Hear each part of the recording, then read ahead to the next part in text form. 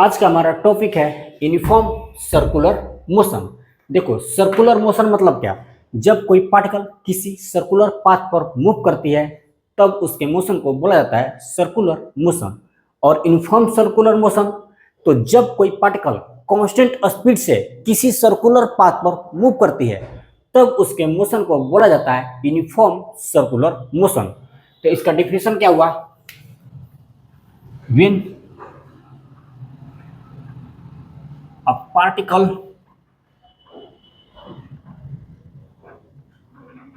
moves with constant speed on a circular path,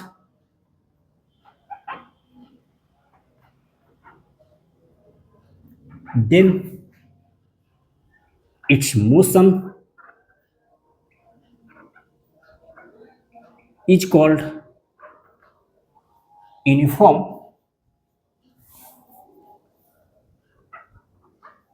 circular motion.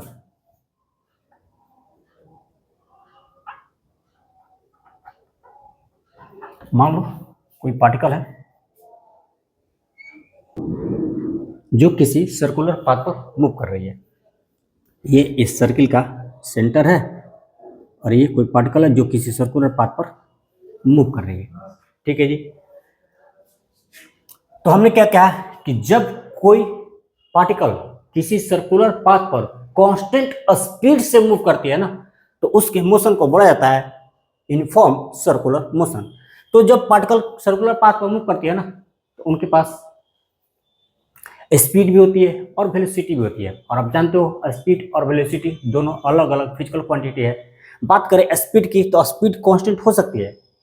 जब कोई particle किसी circular path पर move करता है तो उनका स्पीड कांस्टेंट हो सकती है बट उनकी वेलोसिटी कभी कांस्टेंट नहीं हो सकती है, क्योंकि वेलोसिटी के पास मैग्नीट्यूड और डायरेक्शन दोनों होती है। बात करें स्पीड की तो स्पीड के पास तो केवल मैग्नीट्यूड होता है, और बात करें यदि वेलोसिटी की तो वेलोसिटी के पास मैग्नीट्यूड और डायरेक्शन दोनों होता है।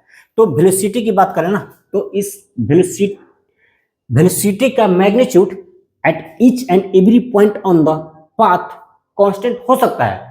वेलोसिटी का magnitude at each and every point on the path constant हो सकता है बट उनका डायरेक्शन तो चेंज करते रहेगी ना। एवरी सेकेंड इनकी डायरेक्शन चेंज कर जाती है, एवरी इंस्टेंट ऑफ टाइम इसकी डायरेक्शन चेंज कर जाती है। डायरेक्शन चेंज कर रही है ना, डायरेक्शन लगातार चेंज कर रही है, तभी तो ये सर्कुलर पाथ को फॉलो कर रहा है। तो वेलोसिटी के पास मैग्नीट्यूड और डायरेक्शन दोनों होती है तो उनकी मैग्नीट्यूड कांस्टेंट हो सकती है लेकिन उनकी डायरेक्शन कभी कांस्टेंट नहीं होती है। इसीलिए बोलते हैं कि जब कोई पार्टिकल किसी सर्कुलर पाथ पर मूव करती है ना तो उनका स्पीड कांस्टेंट हो सकता है लेकिन वेलोसिटी कांस्टेंट नहीं हो सकती है। ठीक है। तो यूनिफॉर्म सर्कुलर मोशन मतलब जब कोई पार्टिकल कांस्टेंट स्पीड से किसी सर्कुलर पाथ पर मूव करती है तो उनके मोशन को बोला जाता है यूनिफॉर्म सर्कुलर मोशन। पहली बात इनकी डिफिनेशन। दूसरी बात कि आप जानते हो कि जब कोई पार्टिकल किसी सर्कुलर पाथ पर मूव करती है तो उनके पास दो एक्सेलरेशन होती है। एक होती है टेंजेंशियल एक्सेलरेशन और एक होती है सेंट्रीपिटल एक्सेलरेशन। दोनों हो चुकी है। टेंजेंशियल एक्सेलरेशन भी हमने आपको बता दिया है in the previous lecture and centripetal acceleration भी बता दिया है आपको। तो जब कोई पार्टिकल किसी सर्कुलर पाथ पर मूव करती है तो उनके पास दो एक्सेलरेशन होती है। एक होती है टेंजेंशियल एक्सेलरेशन, दूसरा होती है सेंट्रीपिटल एक्सेलरेशन। तो टेंजेंशियल एक्सेलरेशन बराबर होता है स्पीड अपॉन में टाइम। जब कोई पार्टिकल किसी सर्कुलर पाथ पर मूव करता है तो टेंजेंशियल एक्सेलरेशन बराबर होता है स्पीड अपॉन में टाइम। ठीक है। चेंज इन स्पीड अपॉन में टाइम। चेंज इन स्पीड कहो, मैं यहां से लिख दे रहा हूं चेंज इन स्पीड अपॉन में टाइम इंटरवल। क्या होता है? चेंज इन स्पीड अपॉन में टाइम इंटरवल। ये होता है टेंजेंशियल एक्सेलरेशन। क्योंकि पार्टिकल कांस्टेंट स्पीड से मूव कर रही है तो बात करें उनकी चेंज इन स्पीड की तो कितना होगा? कांस्टेंट स्पीड से मूव कर रही है तो चेंज इन स्पीड जीरो हो जाएगा।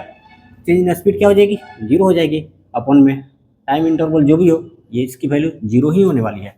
तो जब कोई पार्टिकल किसी सर्कुलर पाथ पर मूव करती है ना तो उनका टेंजेंशियल एक्सेलरेशन जीरो होता है, इस बात को ध्यान रखिएगा, because change in speed zero होगी। ठीक है,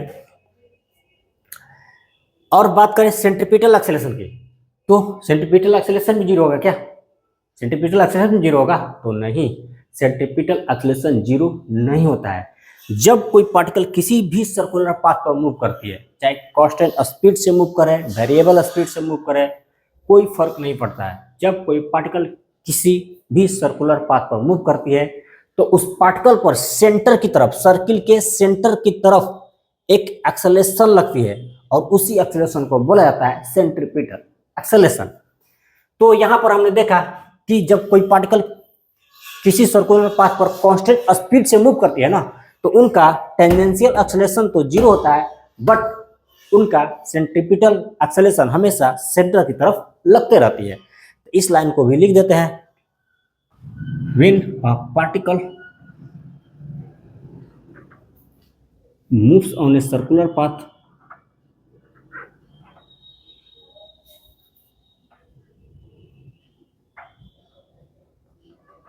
with constant speed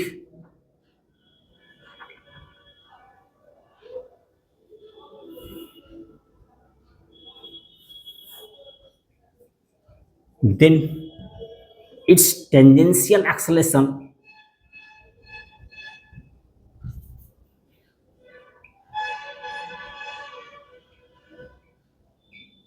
is zero, but its centripetal acceleration